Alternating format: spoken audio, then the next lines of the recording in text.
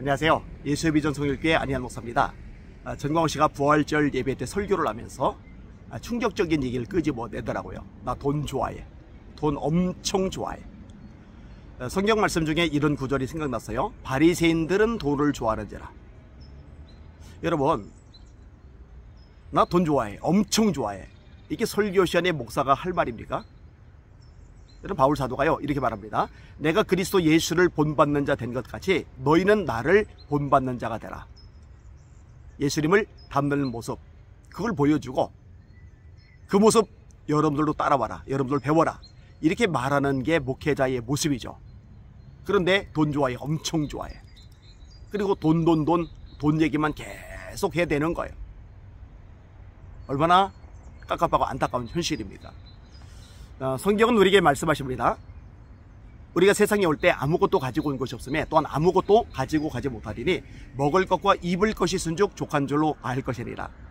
이런 얘기를 끄집어내면요, 물어볼 사람이 있을지 모르겠어요. 안 목사님은 정말 먹을 것 있으면, 정말 입을 것 있으면 만족합니까? 예, 만족했어요. 제가 판자촌에서 30살 될 때까지 살았거든요. 제가 개척하고 나서 진짜로 먹고 사는 문제가 어려웠었던 적이 있거든요.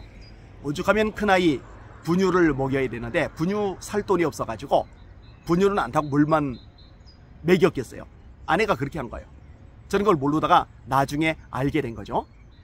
이 정도쯤 되면은 진짜로 열악한 거 아니겠어요? 아내랑 둘이서 페이지 주워로 다녔어요. 뭐 가로수 같은 거, 벼룩시장 같은 거, 이런 거 막 버려지잖아요. 박스 같은 거 이런 거 버리잖아요.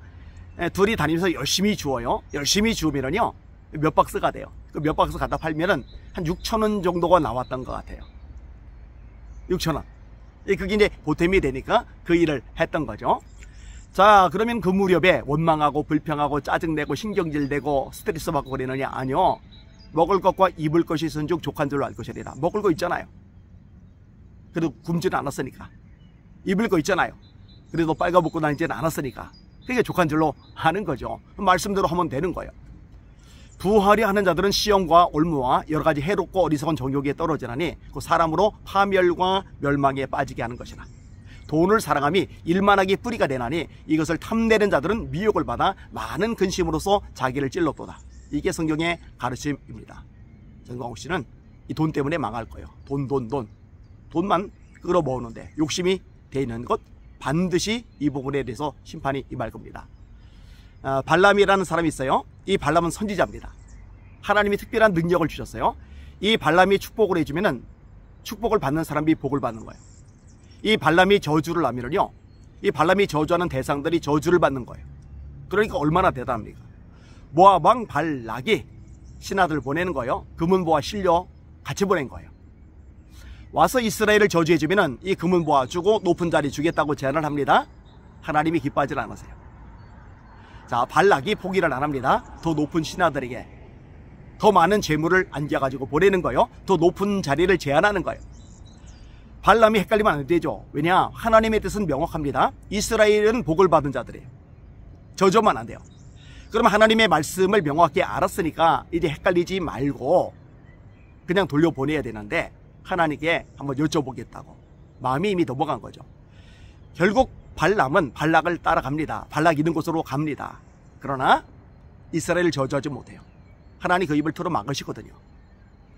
결국 높은 자리 못 얻고 재산, 부귀영화 못 얻어요. 그리고 이스라엘 백성들이 여기서 죽임을 당합니다. 망한 거죠. 얼마나 비참하고 불행한 일입니까? 게하시 같은 인물도 마찬가지입니다. 엘리사가 나만의 나병을 고쳐줬어요. 엄청나게 가져온 금은 보석을 엘리사가 거절하는 겁니다. 그냥 돌려보낸 겁니다. 게하시가 부글부글 끓어요. 뒤쫓아가요. 나만이 수리에서 내려서 영접을 해줍니다. 그리고 은을 주는 거죠. 옷을 주는 거죠. 게하시가 신났어요. 근데 엘리사에게 책망을 듣죠. 나만에게 걸렸던 나병, 문둥병이 게하시에게 옮겨갑니다. 이런 동일한 일을 전시가 당하게 될 가능성이 많은 거죠. 왜냐? 하나님의 종은 하나님의 말씀을 따라 움직여야 되는데 돈에 의해서 좌지우지 되기 때문에 그렇습니다. 발람이 말이에요. 돈에 욕심을 내지 않고 하나님의 말씀만 붙잡았더라면, 하나님의 진리만 따라갔더라면 얼마나 놀랍게 쓰임을 받았을까. 얼마나 위대한 하나님의 종으로 이름을 남길 수 있었을까? 엘리사가 엘리야의 뒤를 따라다니면서 놀랍게 쓰임받잖아요. 게하시가 엘리사의 뒤를 따라다니면서 엘리사처럼 쓰임받을 수 있는 기회가 있었는데 이걸 놓쳤단 말이에요. 게하시가 엘리사처럼 높임을 받을 수 있었다면, 쓰임받는 선지자가 되었다면 얼마나 영광스러운 일이었을까. 그런데 그게 안 된 거예요. 그게 망가져 버린 거예요. 안타까운 일이죠. 하나님의 종들은 돈의 종이 되면 안 됩니다. 하나님의 종들은 물질에 미혹되면 안 됩니다. 예수님이 말씀하셨어요. 너희가 하나님과 재물을 겸하여 섬길 수 없느니라. 하나님과 재물을 겸하여 섬길 수 없느니라. 마음을 비워야 됩니다. 욕심내면 안 됩니다. 탐심은 우상숭배라고 바울 사도께서 명확하게 말씀해 주셨습니다. 돈 때문에 망한다면 얼마나 불쌍하고 비참하고 불행한 일이 되겠습니까? 하나님 나라를 위해서 하나님의 종으로 선택받았으니 돈의 종이 아니라 말씀의 종, 물질의 종이 아니라 하나님의 종이 되어서 일생 주님을 다름질하는 저와 여러분들 되기를 소망합니다. 날마다 주님 바라보고 승리합시다. 할렐루야.